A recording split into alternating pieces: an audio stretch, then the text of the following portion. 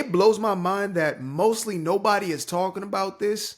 Like, we just let this thing slip up under the rug like it never happened. Do y'all remember this damn Jussie Smollett, or as Dave Chappelle would say, Jussie Smollett? Do y'all remember this story of one of America's greatest race hoaxes?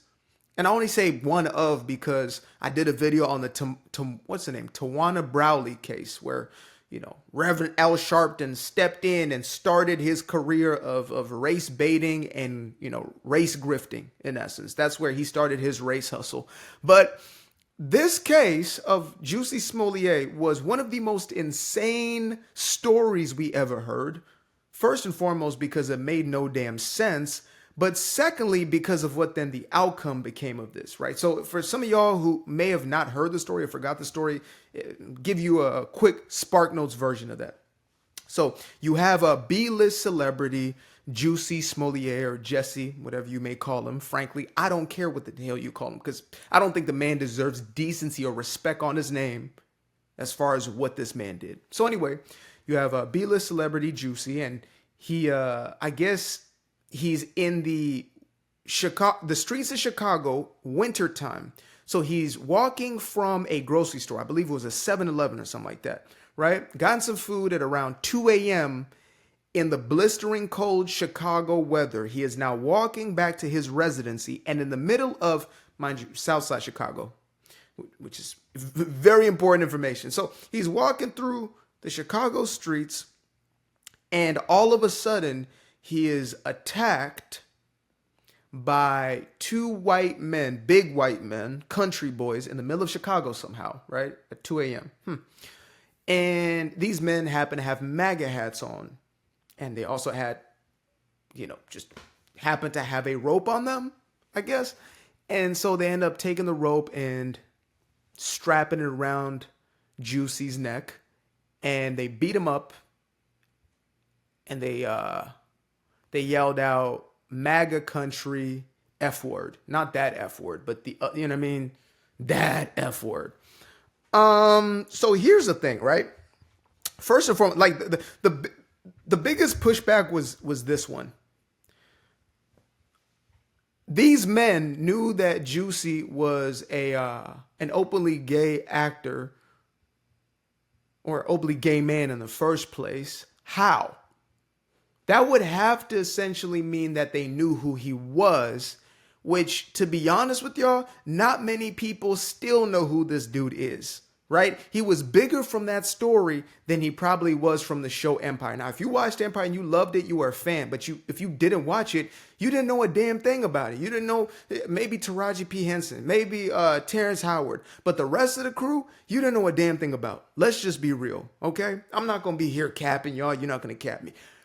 We did not know most of those people. Jussie was not a known entity. He was not a factor. He did not have motion in these streets. The only motion he really got was from the promotion of a damn race hoax. Now, long story short, this was obviously a lie. It was a hoax. Yet, Chicago's police department threw millions of dollars into a full-blown investigation to essentially weed out any possibilities because they had to save their own back, even though they knew internally that this thing did not exactly make sense, even after the footage from the cameras and then eventually the coming out of the two men who were two Nigerian brothers, hired actors that were the ones who actually committed the entire so-called hate crime. Even after that, there was still some sort of push towards justice because obviously BLM and the rest stepped into the gaps to find where they could profit, where could they make their money, right? As per usual. And so after this entire thing wraps up, we finally realize the dude lied, and so he is arrested. The end. Not really. What actually happened was he was arrested. He finally went on trial. And I believe it was earlier this year, the verdict was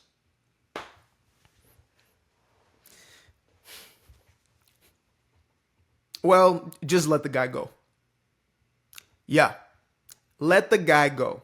So the people who were involved in the case, the people who were being brought up as suspects, all these the individuals who were being scrutinized as a result of this, they had it worse off than the man who created the hoax in the first place.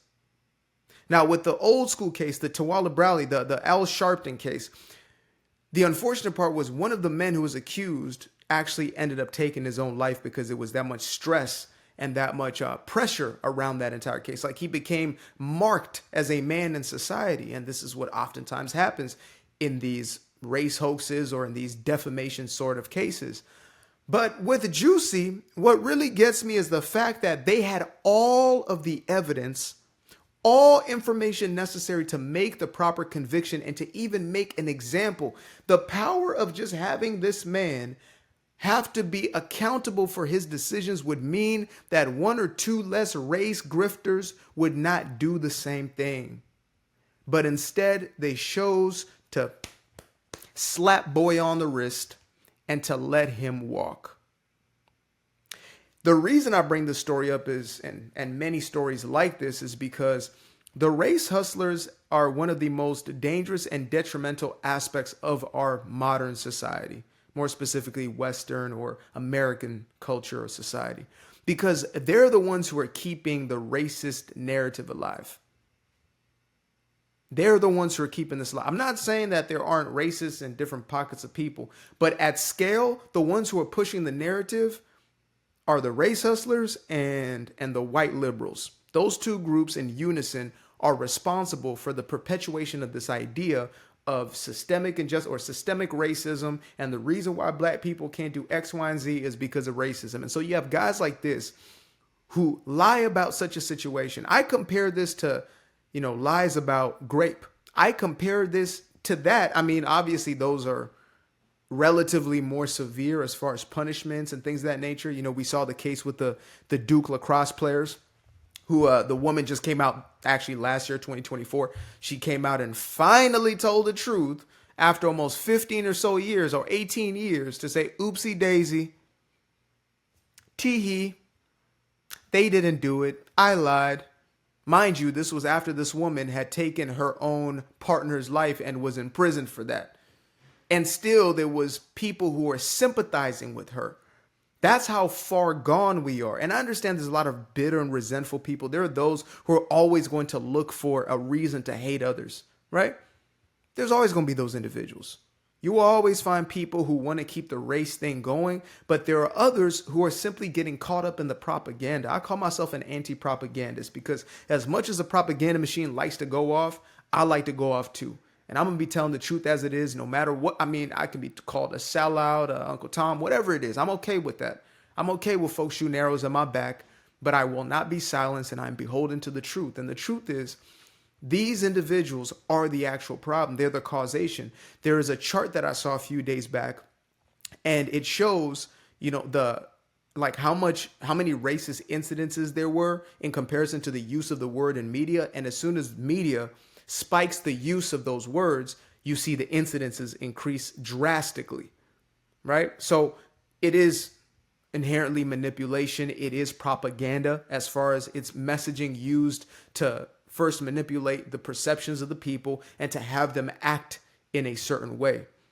If you believe that these people are just hunting you down in the streets, then you will carry yourself in such a manner. You will go out there and protest. You'll break things apart. You will, burn the damn buildings or loot the places and feel justified because of such messaging. Now, if you are somebody who is doing such things, you're also using that as an excuse just to be a damn animal, a buffoon. You understand me? But nevertheless, it can put you in a place of angst. It can put you in a, even worse off, it could put you in a place of complacency. Or I can't even call it complacency. It's powerlessness. That's what it is. It puts you in a place of powerlessness where you feel as if you have no control over your life, and there's no worse place you can be in your life than to believe that you can do nothing in and of yourself. If you believe that you cannot change your position in life, then you are royally cooked from the very beginning. And so these types of individuals, the Jessies and the other Jesse from back in the day, Jackson and the Al Sharptons and the rest of the bunch, the ones who feed themselves and their families off of the race grift, these individuals are the most vile type of individuals within the culture.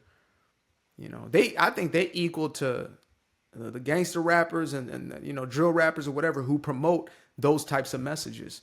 These two are in the same group because they are the detriment and destruction of people who look just like them. That messaging is deeply toxic and it's troubling, and I will continue to call it out.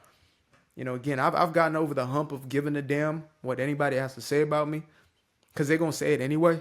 You know what I mean? I try to sugarcoat it and goddamn tippy toe and watch them eggshells. Nah, we're not doing that. If you're offended by the truth, then the truth is doing its job. Simple as that. Appreciate y'all for tuning in. Until the next time. Peace. I used to be afraid of the dark, place unknown like a heart in their heart. I used to see my life in the bar. Now the kids unchained, every shackle is lost. 2 steps in the moonlight, 2 step in the daytime. You just know when it feel right. You got a feeling the time's not. See you through those shades that I just threw on. Through my lenses, you just can't do no wrong. I fell in love with myself again. I fell in love with myself. I fell in love with the sunshine. I fell in love with the light. I fell in love with the full moon. I fell in love with the night. I can see the light again. I can see the light. You can see the life